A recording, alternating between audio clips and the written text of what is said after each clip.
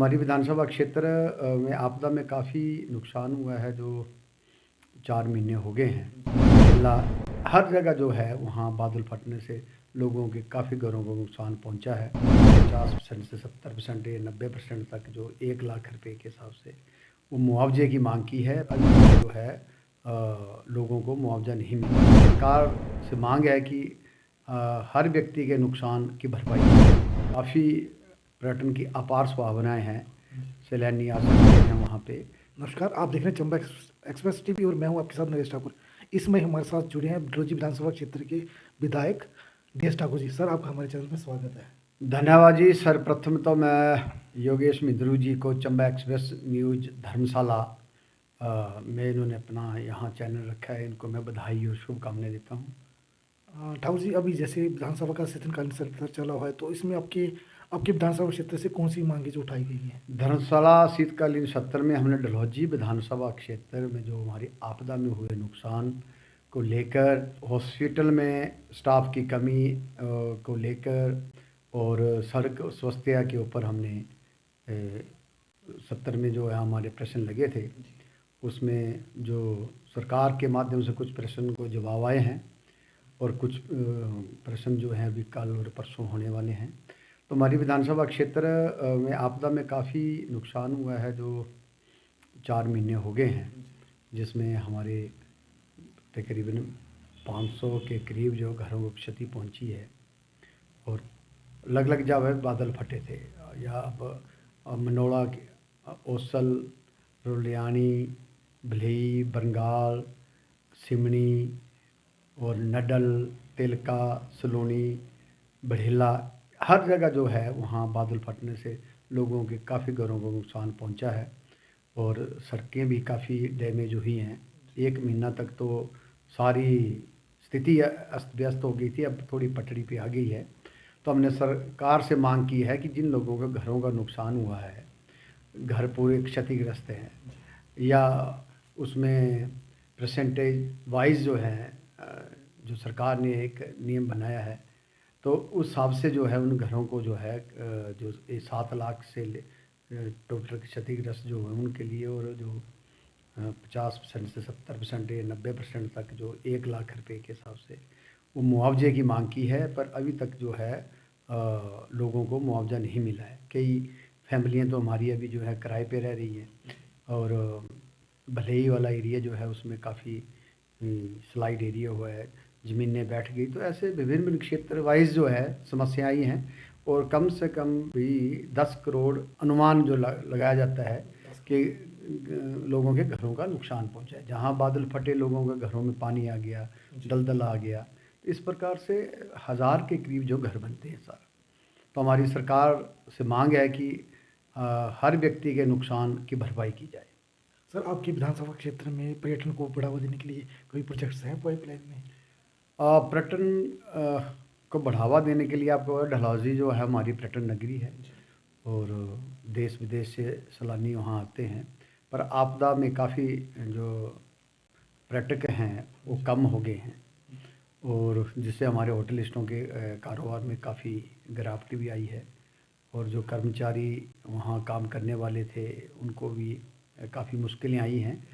पर तो मैं तो प्रदेश सरकार से माननीय मुख्यमंत्री से निवेदन करूंगा कि डलहौजी के लिए स्पेशल पैकेज दिया जाए और साथ में हमारा सलूनी वाला एरिया जो है पदरी जो तक जो वहाँ काफ़ी पर्यटन की अपार संभावनाएं हैं, सैलानी आ सकते हैं वहाँ पे। पर सरकार को डलहौजी के ऊपर विशेष ध्यान देना पड़ेगा कि उनकी एक तो रेवेन्यू भी जनरेट होगा और दूसरा जो है देश विदेश से लोग भी वहाँ घूमने आएंगे। सर, आपके विधानसभा क्षेत्र में और कौन से क्षेत्र जिसमें संभावनाएं हैं कि लोगों को रोजगार मिल सके? अब हमारे विधानसभा क्षेत्र में मिनी हाइडल प्रोजेक्टों को काफ़ी स्कोप है। जी जी। भांदल के एरिया में एक 5 मेगावाट का हिम ऊर्जा का प्रोजेक्ट जो है गुजरात कोस्टल कंपनी ने लिया था और 2011 से 15 तक काम हुआ है जी। और 50% काम हुआ। उसके बाद कंपनी जो है काम छोड़ के चली गई है, मशीनरी भी वहाँ पड़ी हुई है, लोगों की देनदारी भी है वहाँ पे। तो मैंने विधानसभा के माध्यम से सरकार से पूछा था कि कब तक ये प्रोजेक्ट पूरा किया जाएगा। तो अभी तक तो विशेष रूप से कोई ऐसा संतोषजनक जवाब नहीं आया। पर अगर सरकार खुद उस प्रोजेक्ट को कंप्लीट करे तो वहाँ हमारे युवाओं को रोज़गार के साधन उपलब्ध होंगे और सरकार को भी रेवेन्यू जनरेट होगा। इस तरह से ही हमारे बरोटी वाले जो हमारी स्यूर नदी है उस पर भी मिनी हाइड्रो प्रोजेक्ट का जो है सर्वे तो हुए हैं, पर उसका भी काम शुरू नहीं हुआ। और साथ में अपना जो ये सुंडला वाले जो है HPCL का है एक प्रोजेक्ट, वहाँ भी बैरा स्यूल नदी के वहाँ भी एक प्रोजेक्ट जो है बड़ा प्रोजेक्ट का काम शुरू होगा, पर थोड़ा स्लो है। अगर वो जल्दी सरकार इन प्रोजेक्टों को चलाए तो वहाँ के युवाओं को रोज़गार के साधन भी उपलब्ध होंगे और पर्यटन की दृष्टि से भी बढ़ावा मिलेगा। तो सर अभी तक के जो विधानसभा की कार्रवाई हुई तो उसको आप कैसे देखते हैं? अभी जो विधानसभा की कार्रवाई हुई उसमें पक्ष और विपक्ष में काफ़ी नोक-झोंक जी। होती रही, क्योंकि आपदा में काफ़ी नुकसान हुआ। पूरा हिमाचल प्रदेश जो था उस संकट में के दौर में था और बाकी कई ऐसे प्रश्न थे आपदा को लेके, और हर विधानसभा के अलग अलग अपनी अपनी समस्याएं थी। जैसे हमारी जिला चंबा जो था आपदा में काफ़ी प्रभावित हुआ, और हमने सरकार से मांग भी की है माननीय मुख्यमंत्री जी से कि जिला चंबा पूरा क्षेत्र को, डलहौजी कंस्टिट्यूंसी को आपदा घोषित किया जाए, ताकि शिमला और मंडी के स्तर पे जो है लोगों को क्लेम मिले। जी। तो जैसे केंद्र में भाजपा सरकार है तो आपने यहाँ के मुद्दों को केंद्र को भी पहुँचाया है? केंद्र में मोदी जी की सरकार बहुत बढ़िया काम कर रही है, और उन्होंने आपने पिछले 70 में सेशन में GST का दर कम की है, जिसमें व्यापारी भाइयों को काफ़ी फ़ायदा भी मिला है। जो 28% GST होता था उसको 18% किया, जो 18% GST था उसको 12%, और जो 5% GST था उसको शून्य किया। उसमें हर व्यापारी वर्ग को जो है बहुत उसका लाभ मिला है।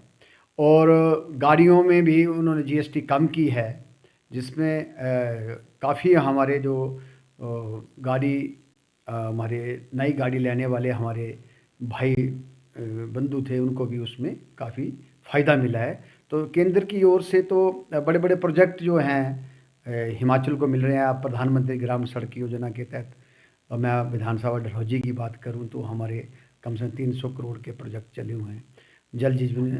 जल जीवन के तहत जब हमारी डबल इंजन की सरकार थी तो मेरी ही विधानसभा में 400 करोड़ रुपए के बड़े लिफ्ट स्कीम में, पानी की सनूनी की बात हो या बंगाल की हो, तिलका की हो, डलहौजी की हो, पनखेत की हो, बड़े बड़े प्रोजेक्टों के हमें सैंक्शन भी मिली और उनके काम भी चले हुए हैं। कुछ प्रोजेक्ट कंप्लीट हो गए। ये सब केंद्र सरकार की ही देन है, जो मोदी जी हर व्यक्ति के अब का जो विजन है उस हिसाब से उनको अपना जन धन खाते खोले उन्होंने, और किसान सम्मान निधि भी हर किसान को मिल रही है, और साथ में जो है उज्ज्वला योजना के तहत जो है गैस के कनेक्शन भी उन्होंने दिए। तो अनेकों योजनाएं जो है केंद्र सरकार की, जिससे हमारी यहाँ की जनता को, हिमाचल की जनता को, चंबा की जनता को उसका लाभ मिला। ये थे हमारे साथ डलहौजी के विधायक DS ठाकुर जी, जिन्होंने विभिन्न मुद्दों के ऊपर अपने बेबाकी से राय रखी। सर हमारे साथ जुड़ने के लिए धन्यवाद। तो